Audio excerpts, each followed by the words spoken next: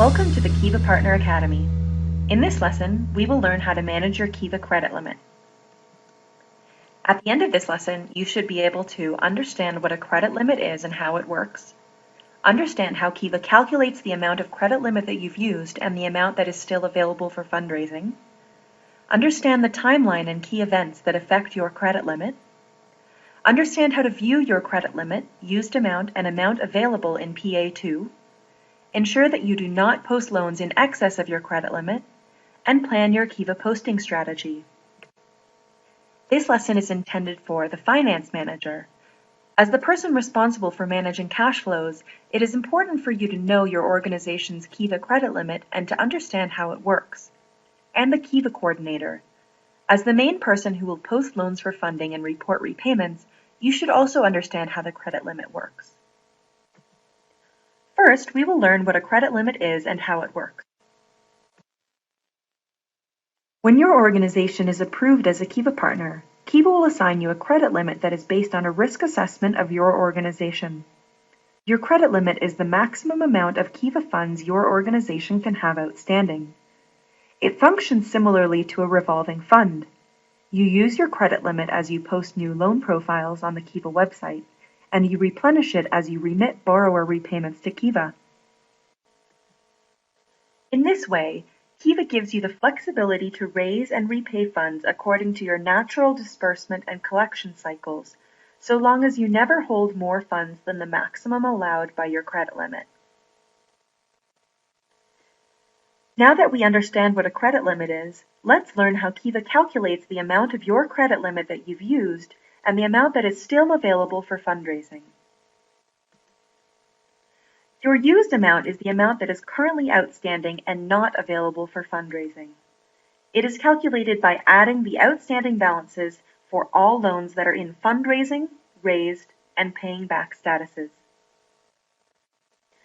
To calculate your amount available, the amount of your credit limit that is still available for fundraising, Kiva subtracts the used amount and adds in any expected repayments for the current month.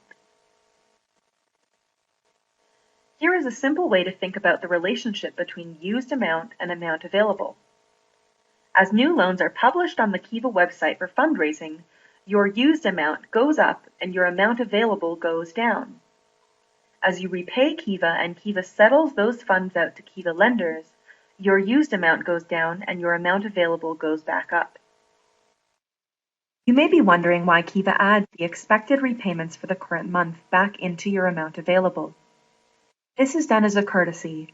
We assume that you will repay these funds on time and therefore, we extend this amount to you as float for the current month.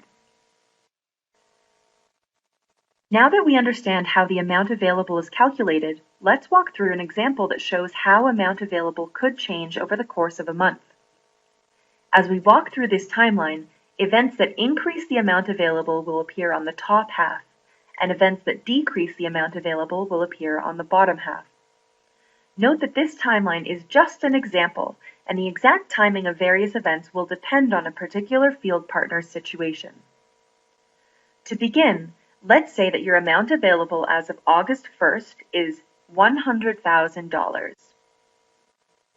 On August 10th, 2 loans begin fundraising on the Kiva website for $2,000. Hence, your amount available decreases to $98,000. On August 17th, your repayments from July are finalized and Kiva returns $5,000 to lenders. Your amount available increases to $103,000. On August 22nd, another 10 loans begin fundraising on Kiva for $10,000. Your amount available decreases to $93,000. Finally, on September 1st, Kiva adjusts your float to reflect the expected repayments for the new month. The float is $1,000 more than what it was for August, so your amount available increases to $94,000. Now let's learn how to view your credit limit and amount available in PA2. This video was recorded in Kiva's test system, so please disregard the orange banner at the top. Please note that based on the type of partnership you have with Kiva, your organization's PA2 account might display slightly different information than displayed on this page. The functionality described in this section remains the same for all of Kiva's partners. To log into PA2, enter your email address and password.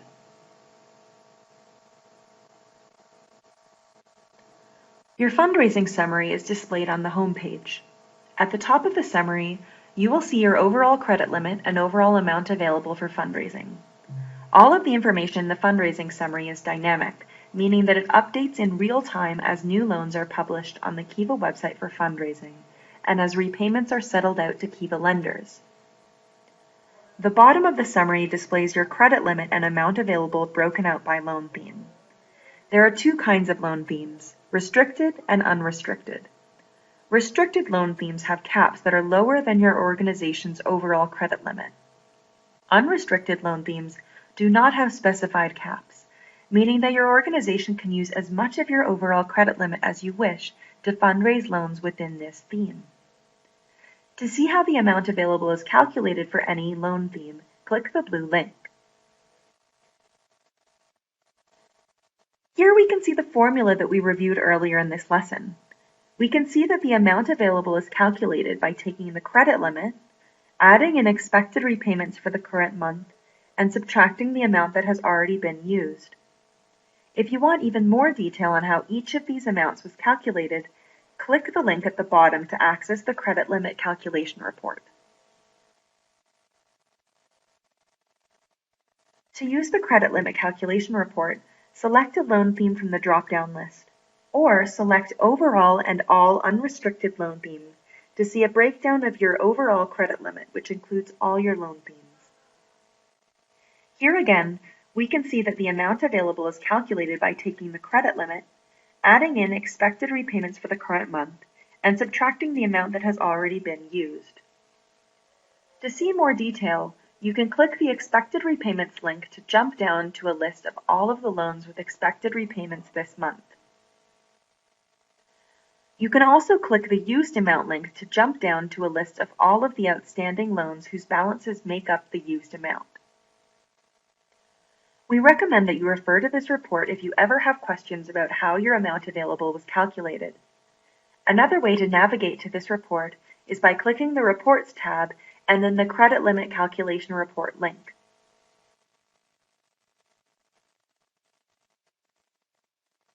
Now let's review a tip to help ensure that you do not post loans in excess of your credit limit.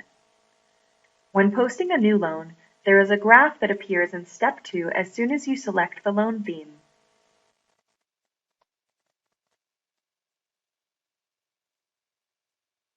In this graph, the red dotted line represents the amount that you can post for this loan theme. The blue bar represents the amount that you have already used. And the green bar represents the pending amount for loans that you have submitted in PA2, but that are still waiting to be published on Kiva's website.